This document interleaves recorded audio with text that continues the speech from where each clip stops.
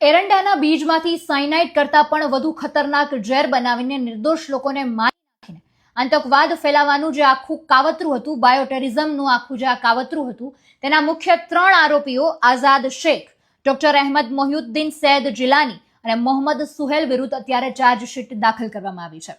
National investigation એજન્સીએ જાહેર સ્થળોને નિર્દોષ લોકોને મારી નાખવાનો જે આખો મોટો એજન્ડા હતો, સાયનાઇડથી પણ વધારે ખતરનાક ઝેર બનાવવાનું આજે આખું કાવતરું ચાલતું હતું, તેને લઈને જેહાદી બાયોટેરિઝમ કાવતરામાં પ્રતિબંધિત આતંકવાદી સંગઠન ISIS સાથે જોડાયેલા આ 3 આરોપીઓ વિરુદ્ધ ચાર્જશીટ દાખલ કરવામાં આવી છે.